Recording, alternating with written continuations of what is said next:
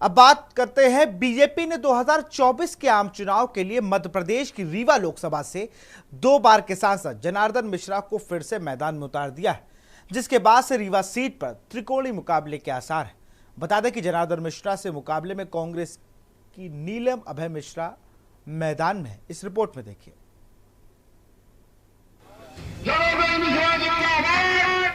BJP ने 2024 के आम चुनाव लड़ने के लिए मध्य प्रदेश की रीवा लोकसभा सीट से 2 बार के सांसद जनार्दन मिश्रा को फिर से मैदान में उतारा है। जनार्दन मिश्रा का कहना है कि वे बीते 10 सालों में मोदी सरकार के विकास कार्यों और भविष्य की योजनाओं पर जनता के बीच में हैं और उन्हें अपनी जीत का पक्का भरोसा है। विजन, हमारे नेता का विजन बिल्कुल क्लियर है कि हम 2047 में विकसित भारत की रचना करेंगे, इस देश से गरीबी का कलंक मिटाएंगे, इस देश के मस्तक पर, भारत माँ के मस्तक पर लिखा जाएगा विकसित भारत, अमीर भारत, खुशहाल भारत, रोजगार संपन्न भारत। इसकी कल्पना के लिए हम ये प्रयास कर रहे हैं। अपने सांसद के विकास के दावों से कुछ लोग सहमत भी नजर आ रहे हैं। पहले से इस समय में बहुत अंतर है। पहले यदि 10% था, इस समय 7 पे पहुंच गया है। सब से हुआ है, आर्थिक हुआ है, सामाजिक रूप से हुआ है, ये रोड का हुआ है, बिजली का हुआ है, सब प्रकार से हर घर में पानी आ रहा है, नल आ रहा है। तब किसी प्रकार का विधान इस समय नहीं गड़बड़ है, सब सही है। यहाँ कोई हाईवेज नहीं थे, बहुत 1 ही 2 हाईवे था, आज 4-5 हाईवेज हैं। और हेल्थ सेक्टर में देखेंगे तो आप जैसे सुपर स्पेशलिटी, ये भी बीजेपी गवर्नमेंट के अंदर ही बना, और अभी जो वो बन रहा है साइकेट्रिक हॉस्पिटल बन रहा है। तो मतलब काफी चीजों का डेवलपमेंट हुआ है। हेल्थ सेक्टर ले लीजिए आप, अब इससे हमने हेल्थ सेक्टर देखा है तो हम उसी के बारे में बता सकते हैं। मैं 2014 से रीवा को बहुत क्लोजली देख रहा हूँ। 2014 के और 2024 के रीवा में जमीन आसमान का अंतर है। बहुत ज़्यादा विकास हुआ है रीवा में, बहुत ज़्यादा डेवलपमेंट हुआ है। इवन हमारे पड़ोसी शहर भी जो इस शहर से बहुत आगे थे विकास में, लेकिन आज उन शहरों से भी रीवा आगे निकल चुका है। रीवा से कांग्रेस ने नीलम अभय मिश्रा को मैदान में उतारा है।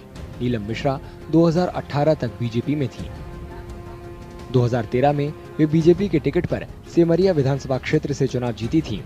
सेमरिया रीवा लोकसभा क्षेत्र की ही विधानसभा सीट है। उनके पति अभय मिश्रा सेमरिया से मौजूदा कांग्रेस विधायक हैं। रीवा लोकसभा क्षेत्र में 7 विधानसभा सीट हैं, जिसमें से केवल सेमरिया ही कांग्रेस के पास है। कांग्रेस उम्मीदवार का कहना है कि रीवा में बेरोजगारी की समस्या बहुत ज्यादा है और इसी के दम पर वे चुनाव लड़ रही हैं। मुद्दे तो हमारे ग्रामीण क्षेत्रों के बहुत ही ज्यादा हैं और आम जनता जो अभी आपके सांसद रहे हैं जनार्दन मिश्रा जी, इनके कार्यकालों से आम जनता बहुत परेशान है। इसलिए जो भी क्षेत्रीय मुद्दे हैं, सबसे बड़ा तो हमारे यहाँ बेरोजगारी का मुद्दा है, दूसरा किसानों की समस्या है। ऐसे बहुत सारे मुद्दे हैं जिनको लेकर मैं आगे बढ़ना चाहती हूँ। रीवा में बेरोजगारी से काफी लोग परेशान हैं। यहाँ तक कि बीजेपी के समर्थक भी इस समस्या से इत्तेफाक रखते हैं। यहाँ के जो युवा हैं उनको रोजगार की प्रॉब्लम है। यहाँ पे कोई औद्योगिक इकाई आप देख लीजिए, सिर्फ सीमेंट प्लांट में हैं। जो क्षेत्र औद्योगिक सीमेंट प्लांट और ये जो भी कंपनियां यहाँ पे हैं भी, जैसे सोलर प्लांट को ले लीजिए, तो यहाँ पे जो लोकल हमारे युवा हैं उनको कोई भी माने उनकी सहभागिता उसमें नहीं है, उनको कोई भी नौकरी नहीं मिली।